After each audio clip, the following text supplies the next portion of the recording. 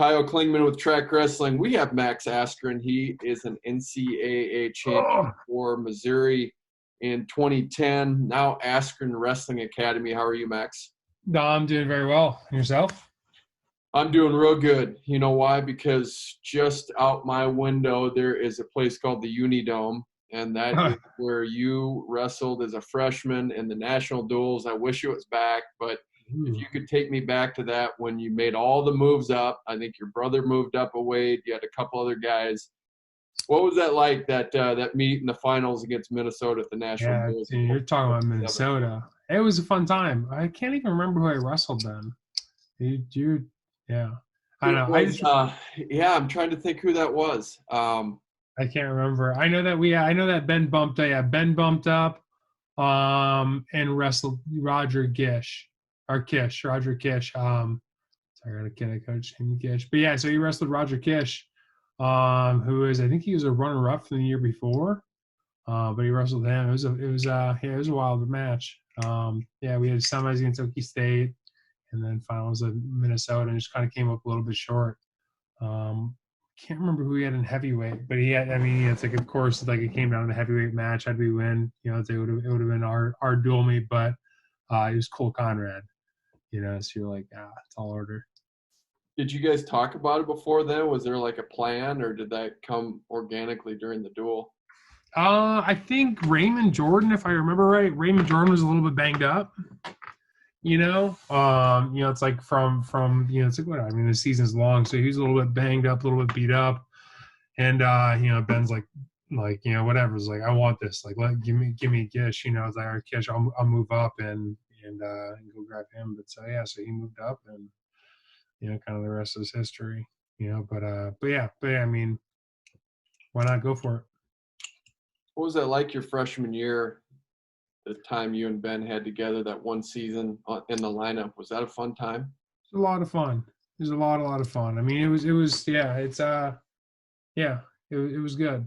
It's like Ben and I really didn't wrestle much together during high school, and so it's like we probably started wrestling every once in a while together, but we really didn't wrestle together very much until probably my junior year in high school. It's like, and then we started wrestling together more. But he was living in Columbia, Missouri, year round, and I was in Wisconsin year round. So it's a lot of people think we wrestled together all the time, but it was really once that later period came. Was there ever a question you were going to go to Missouri? Oh yeah. I was very serious about my recruiting, and so I went to. The two for me, I love languages, so I speak. I had my major in college was Russian, French, and Japanese as a compilation major. So I looked at Columbia University in New York City. It was an Ivy League, and then also around all the different cultures. So I looked at that, and then the other thing I did is I was getting recruited to Iowa State. I think those are the two front runners. My club coach, Troy Steiner, just took the position at Iowa, so I was talking to them a little bit. Then I was talking to Lehigh.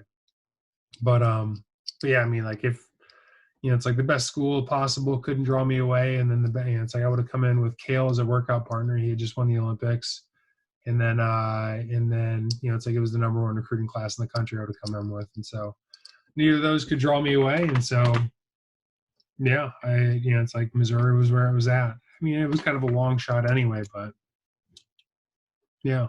That freshman season, you were undefeated pretty much all season until that dual meet and against Iowa State, who you just mentioned, against Kurt Backus. Is there a lot of pressure going into nationals being the number one seed?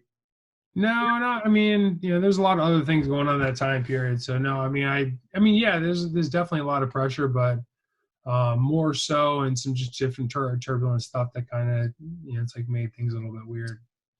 Yeah, but it was, I don't know, sad because it should have been a really fun time. And it wasn't? No, not really. It was a really weird time in my I should say in my career, and then it was kind of I don't want to say downward spiral, but it was kind of a downward spiral for a little bit. It took me a little bit to kind of figure things out and get back to where I wanted to be, and What did you have to do to get yourself back in that position? I think part of it was time, part of it was a little exploration. It's like, I think a lot of people think that success just, it's like things just keep getting better and better and better. And I think people forget that there's a lot of ups and downs along the way. It's like, it's like everyone looks at, it's like the great competitors and thinks that it was always good for them. But no matter who you are, no matter how good you are, everyone pays the price. And so whether it's, it's like socially and you got to figure out things there, whether it's athletically and you got to figure out things there, whether it's coaching, relationships, academics, it's like there's always hurdles. And then you got it done as in your senior year. You moved down to 184. How Yeah. hard was that cut down? I remember you had kind of a plan with Brian Smith that you were going to move down and really be calculated. Was it a tough cut to go from 197 to 184 your senior year? No, I was walking around 192 in the off season. So no, it wasn't hard at all for me to cut down. But like it was a balance between, so it wasn't the weight as much for me as it was my body. My back, even like right now, my back is hurting. So it's like I was probably spending all day yesterday laying down. But yeah, so my back's kind of a little bit smashed up. So L4, L5 gone. It's like my junior year, I was like kind of just laying down to put my shoes on at the NCAA tournament. It's like I could hardly get in the stance, and kind of the reality of it, And so yeah, coming back that senior year, I was like, well, Raymond's no longer there. I never weighed 190, it's like I don't think I've ever weighed really over 200, so it was like, all right, well, so I'll go down to 184. And then the other part was just like, well, how do you keep your body healthy throughout the season? Wrestling's grueling. It's a 7-month season. Or no, I shouldn't say grueling, but it's like most of the time it is. Just hard on your body. So it was, we kind of had a shortened season there for me. I had two different, prior to the national duels, and then I took about 2 weeks off, and then I came back afterwards and wrestled through. So it was good. How do you maintain your conditioning when you're trying to reach a peak of conditioning and your back's hurting you? How do you get in shape for nationals? Yeah, it's like it wasn't so. Like whatever. I had good maintenance. It's like I maintained it well. So with strengthening and stretching and ice bath and all that, I was doing everything right. And I think when you're doing that, it makes it easier. That, and then it also helps that it's like I'm a cardio freak. So I don't know. I always imagine my VO2 max is way higher than everyone else's. So for me, it wasn't that bad. I was doing the things I needed to be doing. I was wrestling, I was running, I was lifting, So it's like rather than doing a treadmill, you do an elliptical rather than just do change things up like that. When you won the NCAA championships, you were in the press room, and it always struck me. Someone had asked you, "How do you want to be remembered?" And it wasn't a big deal to you. I think you just said something like you wanted to live in the moment, and it wasn't anything about wanting to be remembered. I don't know if you remember that moment, but if you could elaborate on that philosophy and how you approach success. I don't recall that moment. It's like I can't it's not vivid in my memory or anything like that. I remember being in the press room, but I think way too many, it's like, and I think this is kind of like my freshman year. It's like, I never really I didn't really care about winning. It's like, of course, it's like, what do you want to do? Well, I want to win 4 national titles, and like, I started off strong, but it's like somewhere along the way, it became more about winning than about wrestling for me. And that's never really what I've been, it's like, it never really was what motivated me before. I wanted to find out how far I could go.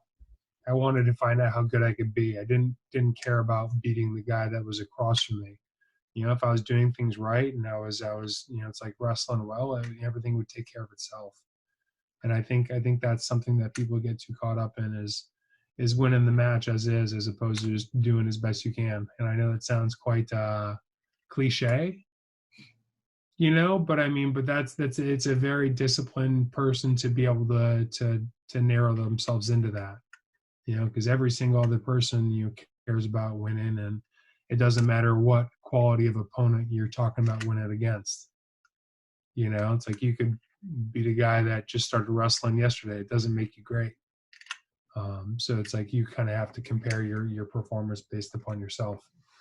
And so that's something that I did really, really well when I was younger. It's like kind of coming up. And that was something that I was doing pretty well my senior year. It's like a lot of people don't remember. And again, this is like how short-sighted people are, but I lost in the Big 12 finals to Clayton Foster, and it's the only time I lost him. And I've wrestled him probably 8-10 times. And I've lost him one time, but it was right before, the NCAAs happened, and I ended up having a great NCAAs. I mean, I was training through it, but it's like there was no panic. It was, it's like make the adjustments necessary to make and move forward. But yeah. What does motivate you?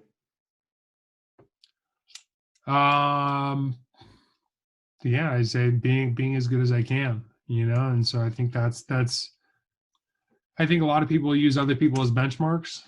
I think the only problem is that most people shouldn't say this, maybe this is a dick thing to say, but most people do not push themselves to very far. They're not testing their capacity for how good they can be. They're just doing it relative to others. But so it's like you can always kind of find a small pond.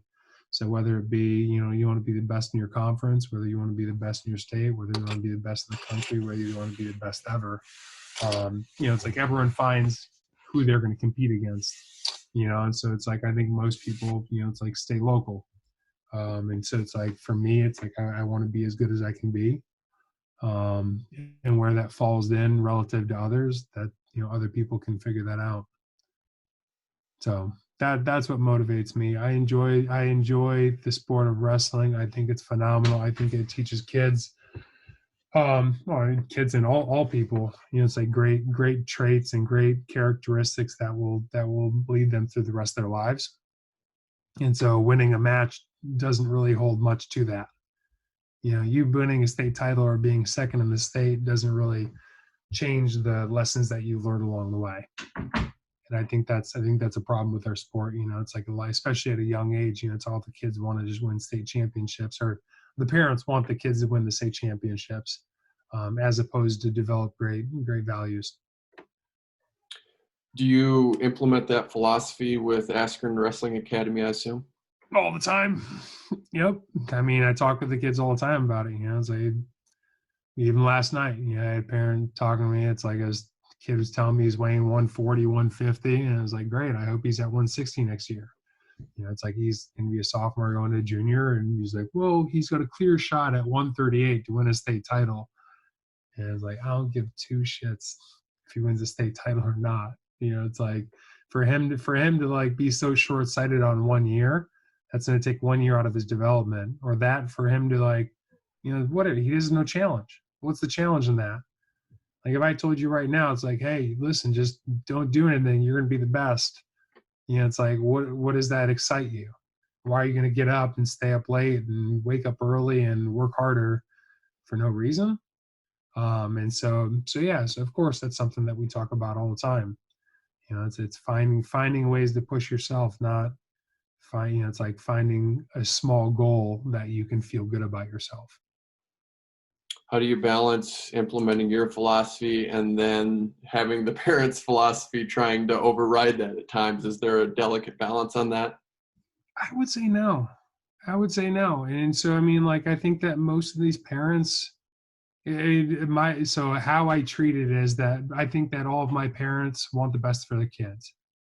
And it's like, I don't know if you're a parent, but like, I think that's a pretty true statement. Most people want the best thing for their kids, period. End of story.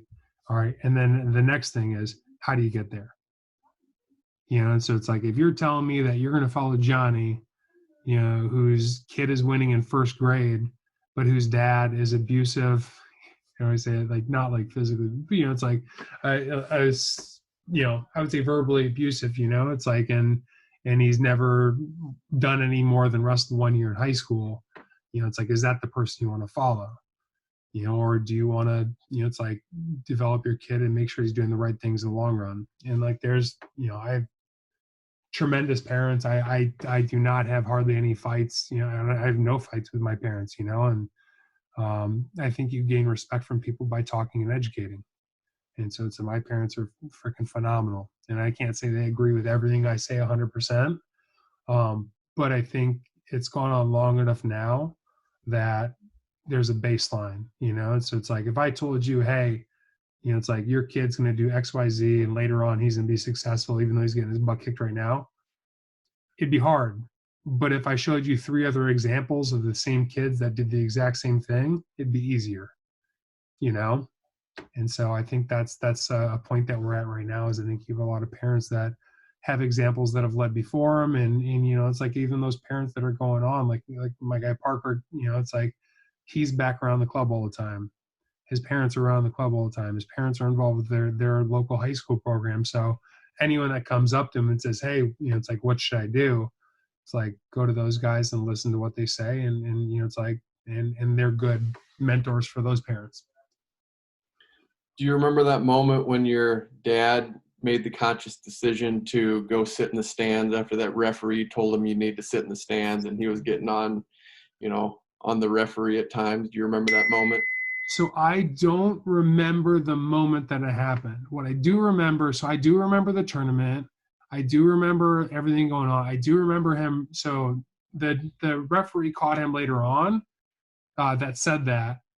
But I mean, I remember he was loud as hell, and I actually really didn't like wrestling very much at that point, because it was like every match I was getting yelled at. Like, and I know he didn't intend for it to be that way, but like he'd be yelling, "Get up!" And rather than like thinking about what I could do to get up, I would like yell at him that I can't. You know, it's like it was like the worst possible thing you could have. But I remember him like getting in trouble. I remember him like running. He like went up like 2 stories in the center. I think it was in Minot, North Dakota, and was like ran away from like the referee. So he like he's like, you're out of here, and like he like ran away. And I think there, you know, it was a Wisconsin referee, and the referee caught him and like told him that, and you know, it was the best thing that ever happened for both, you know, or let's say all of us. You know, I think Ben was committed enough where he probably would have continued. But it was one thing where you know, it's like for me, it definitely allowed me to like enjoy the sport more. Um, yeah, you never know what it's going to happen. But I think that's the one tough thing is like as a parent is you really you have to let them develop that passion on their own. You know, because a lot of days that it's hard to get up. You know, and if you're not the one pushing yourself, it's easy to stop. Do you have those conversations with your parents about stay in the stands, stay away from the mat side?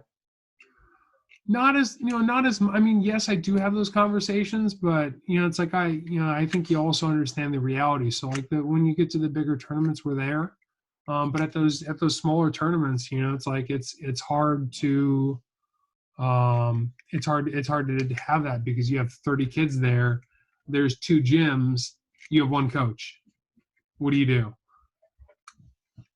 As a parent, you let the kid just not be coached by anyone, look over and see nobody, you know. So we have the talks about like, hey, like what are you saying, you know, different things like that. But we definitely, you know, it's like you know, can't yell at parents for getting on the mat and trying to help their kid when you're not there.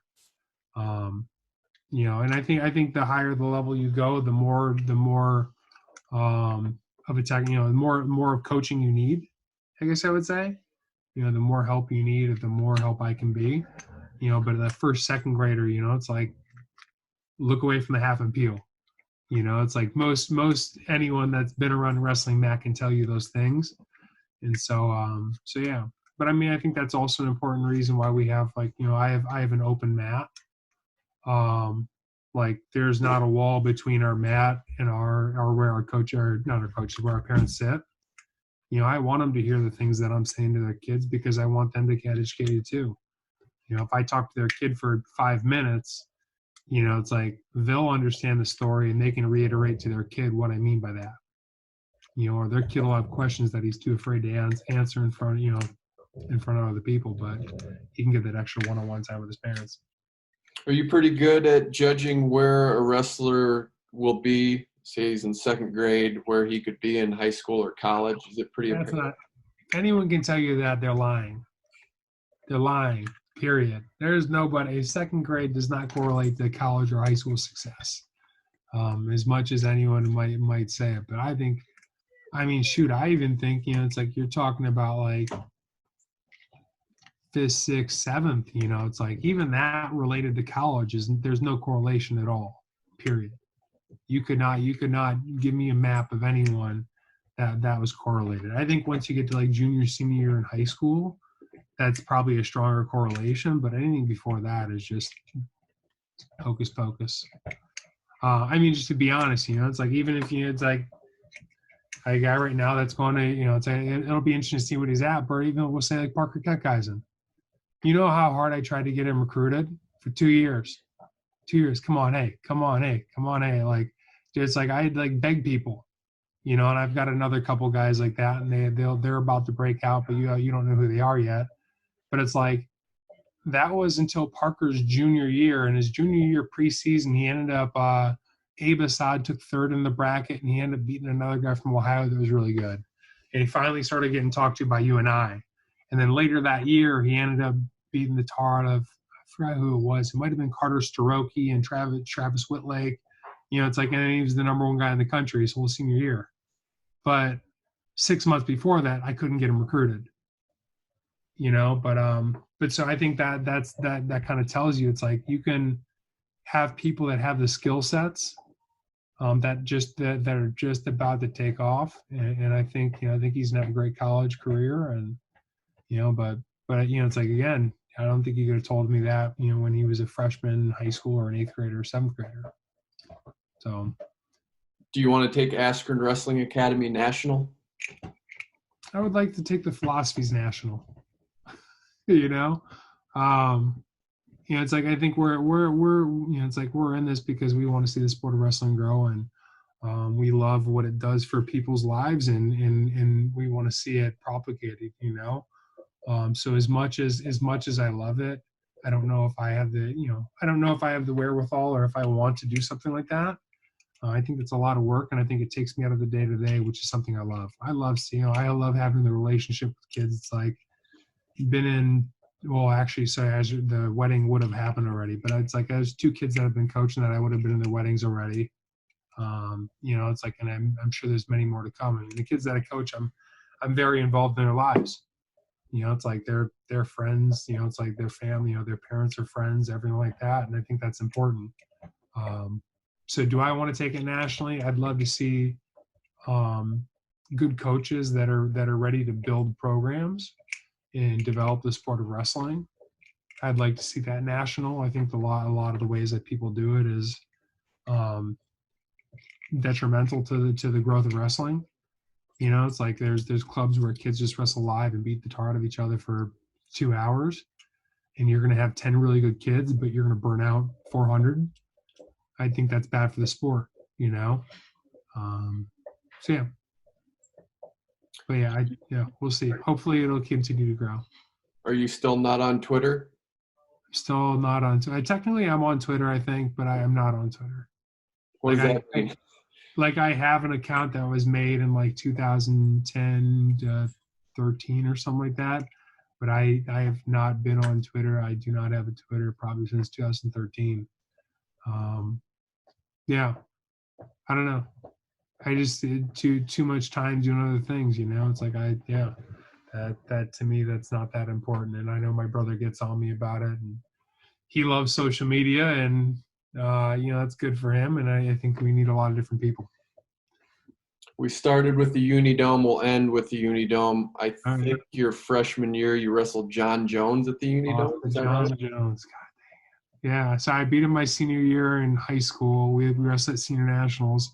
And then right after then, or not right after then, but whatever. It's 9 months. I ended up losing him at the Unidome, and then he lost to BJ Patton in the finals. I wanted that match. I wanted to wrestle BJ Patton.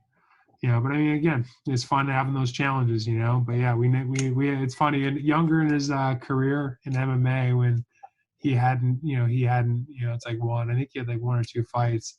There was always talk about us having like a wrestling, it's like a third match, a rubber match, but he's done really well for himself. I mean, even though he's done some things that maybe aren't the greatest, but as far as a fighter, he's good. Well, your dad was in the stands, but I remember him still yelling. So. Oh yeah. Oh yeah. Was he? Yeah. He was getting on the refs a little bit, I think. First thing John Jones ever said to me was, "I can't believe I lost to a skinny little white kid like you." It was Pretty freaking funny. But yeah, we were like all back getting ready for like the walkout for the awards. That was the first thing he said. It was funny. Yeah.